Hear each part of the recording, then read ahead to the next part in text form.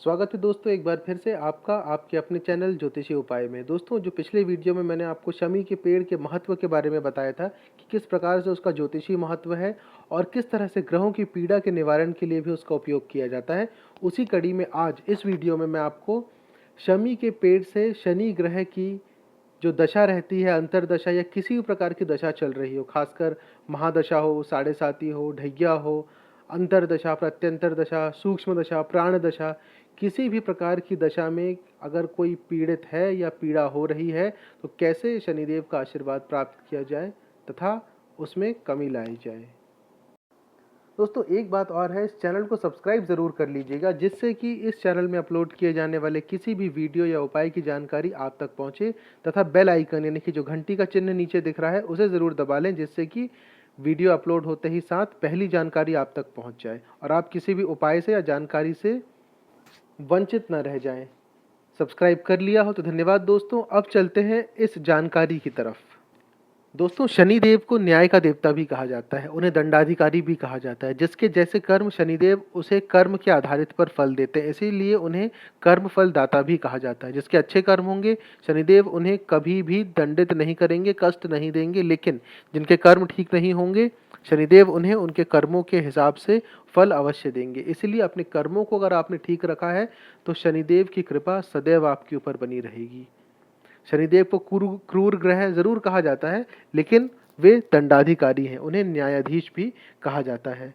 शनिदेव को शमी का जो पौधा है या शमी के जो पत्ते हैं वो अत्यधिक प्रिय है, इसीलिए अगर शनिदेव को शमी के पत्र या पत्ते चढ़ाए जाए तो भी उनसे शनिदेव से कृपा या आशीर्वाद की प्राप्ति हो सकती है। शनिवार के दिन शनिदेव को शमी का जो पत्ता है या जो शमी की जो पत्ती है वो अर्पित करें। शनि ग्रह से संबंधित जो पीड़ा है उसमें कमी आएगी। उसके अलावा किसी अच्छे मुहूर्त पे शमी के पौधे को अपने घर में ला कर के लगाएं। हर शाम शमी के पौधे के सामने सरसों के तेल का दिया जलाएं तथा उनसे प्रार्थना करें आपके जीवन में जो कष्ट आया है उसको कम करने के लिए, उस कष्ट के निवारण के लिए, पूर्ण निवारण के लिए आप प्रार्थना करें। वैसे तो दोस्तों शास्त्रों के अनुसार अगर देखा जाए तो पीपल और शमी ये दो ऐसे पेड़ हैं जो कि शनिदेव को अत्यधिक प्रिय हैं। पीपल का जो पेड़ है उसे घर में लगा पाना सामान्यतः संभव नहीं हो पाता है क्योंकि कई जगह इतनी बड़ी ज़मीन नहीं होती है कि आप वहाँ पर पीपल का पेड़ लगा सके। इसी कारण से क्योंकि वो आकार में बहुत बड़ा होता है पीपल का पेड़, इसीलिए पीपल के स्थान पर शमी का वृक्ष लगाएं, चाहे गमले में लगाएं, ज़मीन में लगाएं, उसकी पूजा आप कर सकते हैं। ऐसा कहा जाता है कि या शास्त्रों के अनुसार ऐसा माना जाता है कि जो भी नियमित रूप से इस पेड़ की पूजा करे या जो मैंने अभी थोड़ी देर पहले आपको उपाय बताया सरसों के तेल का जो दिया है शाम के समय नियमित रूप से जलाए, जिससे शनि ग्रह से संबंधित किसी भी प्रकार की दिक्कत या परेशानी या कष्ट जो मिल रहा है उसमें कमी आती है या उसका पूरी तरह से निवारण हो जाता है। छोटा सा ही उपाय है ये और उससे ज़्यादा कुछ भी नहीं है। कई बार बड़े से बड़े समस्या की का भी जो समाधान रहता है वो छोटे से उपाय में रहता है, लेकिन लोगों को इतना डरा दिया जाता है जिसके कारण से वो डर के कारण जो भी उनसे कोई और कहता है कि इस प्रकार की पूजा करा लो, ऐसा करा लो, उपाय कर लो, इतने बड़े बड़े जिसमें काफ़ी खर्चे हो जाते हैं, उससे भी कई बार राहत नहीं मिलती या आराम नहीं मिलता है। लेकिन उपाय बहुत सरल होते हैं, बहुत छोटे होते हैं, जिसका सही तरीके से अगर किया जाए, क्योंकि आप ही हैं जो उपाय करते हैं और उपाय करने के बाद आपका ही जो है निवेदन आपकी तरफ से भगवान तक पहुंचता है जिसका कि वो आपको फल देते हैं। इसलिए अपनी तरफ से जो आप कर सकते हैं वो आप करिए, फल अवश्य मिलेगा।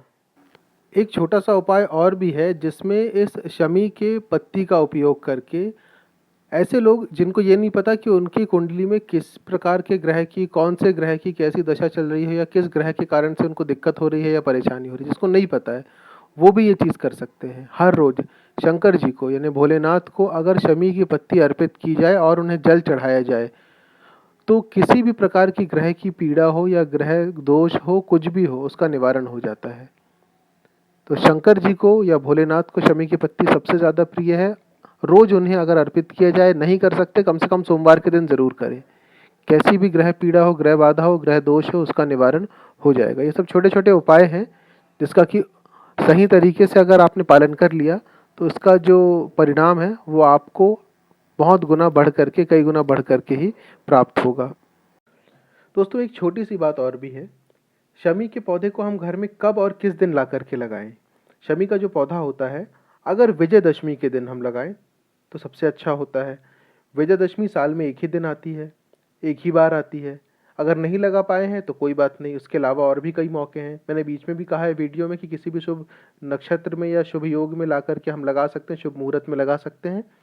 शुभ मुहूर्त के अलावा भी शनिवार के दिन लगा सकते हैं। शनि पुष्य नक्षत्र, जिस दिन शनिवार को पुष्य नक्षत्र की तिथि हो उस दिन भी लगा सकते हैं।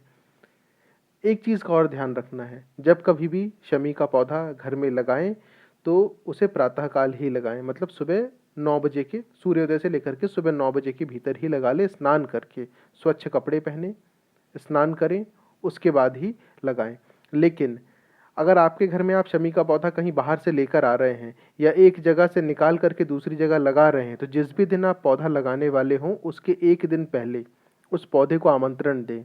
जैसे हम अपने घर में किसी को बुलाते हैं, आमंत्रित करते हैं, वैसे ही शमी के पौधे को, शनिदेव को आमंत्रित करें। आपके घर में आमंत्रित करें और उनसे ये कहें लगाने से एक दिन पहले कि आप हमारे घर चलिए और हमारे घर में अगर कोई नकारात्मकता है, कोई परेशानी है, कोई समस्या है तो उसका समाधान करिए, हम सबकी रक्षा करिए। ऐसा बोल करके उन्हें आमंत्रण दे करके अगले दिन फिर उन्हें जाकर के लेकर आइए। सुबह सुबह लेकर आने के बाद उन्हें अपने घर में लगाइए। ये होती है पूरी विधि शमी के पौधे को लगाने की। चैनल को सब्सक्राइब ज़रूर कर लीजिएगा और वीडियो को ज़्यादा से ज़्यादा लोगों के साथ शेयर करें। आपके द्वारा शेयर किए गए वीडियो से अगर कोई लाभान्वित होता है उस उपाय को करके, तो आप भी कहीं ना कहीं उस पुण्य के भागी अवश्य बनेंगे। ये भी अपने आप में एक उपाय है, दूसरों को सही राह दिखा करके पुण्य अर्जित करना। जल्द ही दूसरे वीडियो के साथ फिर उपस्थित होंगे। धन्यवाद।